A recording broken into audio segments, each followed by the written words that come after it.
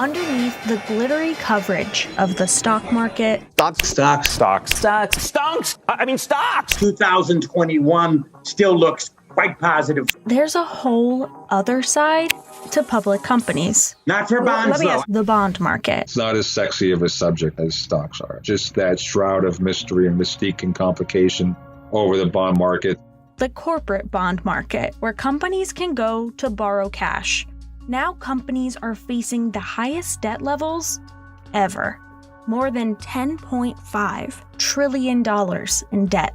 The corporate bond market right now is kind of just hanging on by a very precarious string. These debt levels were massive before the coronavirus pandemic. Super low interest rates left over from the 2008 financial crisis made it very easy to borrow money. That the debt market could even lead to the next economic crisis. We couldn't have predicted in 2018 that a global pandemic would cause the next recession. But the point is, corporate debt was reaching record levels then, and it's even bigger now. You asked about corporate debt. Yeah, I'm just concerned if that's a bubble that you're watching.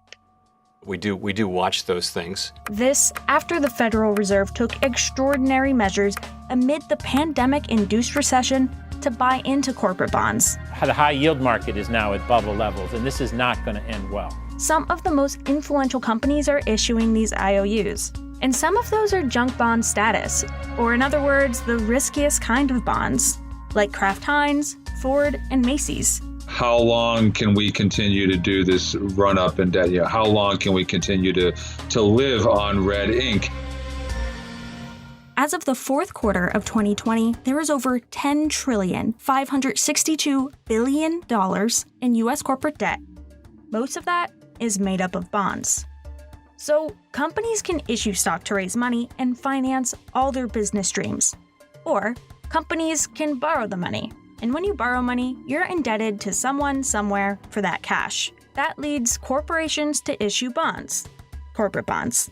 With interest rates really low, it's very easy and accessible to issue bonds in today's market. If I had to put it in terms of analogy, it's like anyone looking to get a mortgage loan or refinance their really high interest rate loan and maybe refi into something lower.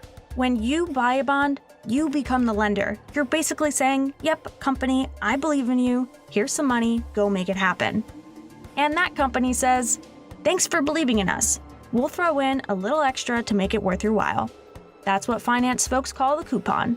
So whatever you pay to buy the bond, which is called the principal, you'll get back, eventually, plus that little extra. Those coupons are paid out to lenders over time, which depends on how long it takes the bond to mature. It could be in 1 year, 5 years, or even 30 years. It's kind of like a long game of Monopoly. Every time that bondholder passes go, they collect their coupon.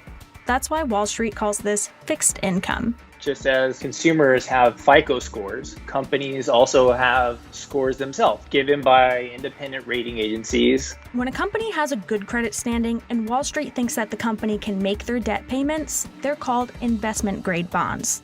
Then there's the opposite.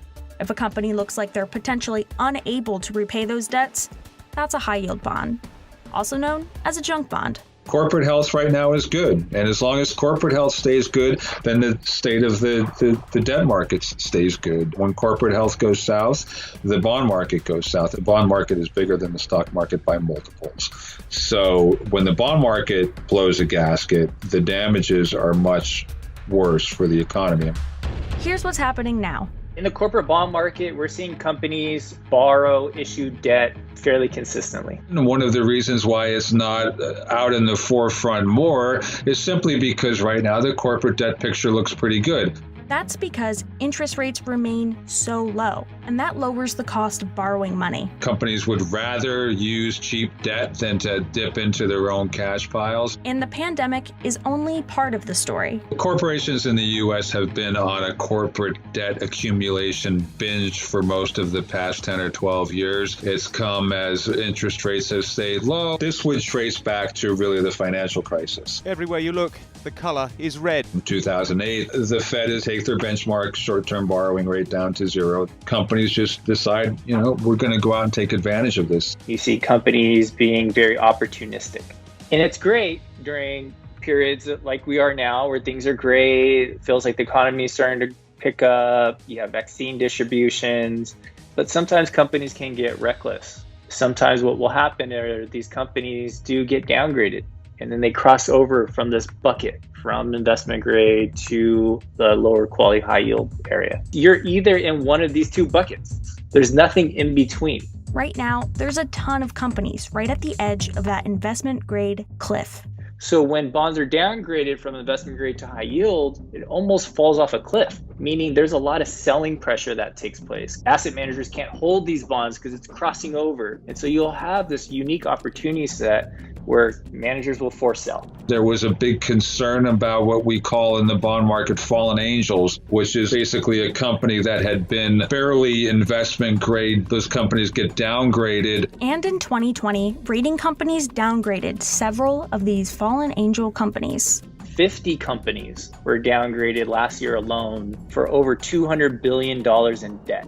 Like Macy's, Ford, and Occidental. Normally, it's a handful of companies that are downgraded each year with 40 to 50 billion in debt that's downgraded. So that puts some context as that's a very unusually high number. Even during the pandemic era, the situation has not deteriorated anywhere near what some folks in fiscal and regulatory areas thought. You've seen relatively significantly fewer defaults than we expected. When the pandemic struck, the Fed announced that part of its monetary policy actions would include buying up corporate bonds, which floods the market with more liquidity and keeps the quote "too big to fail" banks stable during a time of crisis. The amount of bonds that the Fed actually purchased was very small versus what they could, which meant just the Fed coming out, announcing it, setting it up, doing a little bit was more validating to the market than the actual desire to buy everything. Despite trillions and trillions in U.S. corporate debt, you could say the potential bubble is benign. For now. None of these things have been a big problem so far, so it tends to make the market more and more sanguine about the state of corporate debt. But there are issues, and one of those issues is what happens if things change. There are a few things that can make this massive amount of debt a problem. Now, there are a number of factors out in the marketplace right now and in the economy that could generate higher inflation. Inflation is basically how much bang you get for your buck. When prices of goods and services go higher, the purchasing power of a dollar lowers. If the U.S. economy sees a lot of inflation, or if consumers start spending a lot more, then interest rates may go up. Which, of course, makes that debt more expensive. And a lot of people are actually saving tons of cash right now. That money starts to get put to work. It creates price pressures in the pipeline. As those price pressures get built up, the Fed's got to come in and combat that. And the way they combat that is by raising interest rates. Even a 100 or 150 basis point interest rate could spell doom for a company that's really living on the edge. So what happens if the economic conditions continue to deteriorate? What happens if interest rates start to go up? And that interest rates going up is the most important issue at this point because you have what we call zombie companies. Zombie companies are companies that are drowning in debt, but not so much that they'll default on their loans. These companies are doing just enough to skate by. It's like being only able to make interest payments on your credit card bill or on your student loans. We've got a lot of zombie companies that are still alive that shouldn't be alive right now. It's actually across the board until where you're finding zombie companies. It could be a problem in the future. It's a future problem because these companies ultimately put a strain on economic growth because they're only making interest payments. They're not investing in their businesses or employees. Yeah, what's next? That's a great question. When you think about all that debt that's being out there in the pipeline, what if something goes wrong? What if rates start to go up? What happens? It's a daunting thought. You have companies borrowing money at all-time highs. Can they pay it back? And so as an investment grade manager, we're always looking to see which of those companies can't. Last thing you want is companies just going bankrupt or defaulting. For now, the Fed isn't going to raise interest rates anytime soon. You get overconfident and you just think, the Fed's not going to raise rates. Debt's going to stay cheap. This is sustainable. This game can go on forever. Think about playing a game of Jenga, and you just kind of pull that one little thing out there. And it's like, okay, we're still standing. And you just keep pulling things out. And you never know where that thing is going to get pulled out, where that's going to bring the whole thing down. And everything collapses. And it's a bad thing. When does that happen? I don't know. But it's something that everybody should be thinking about.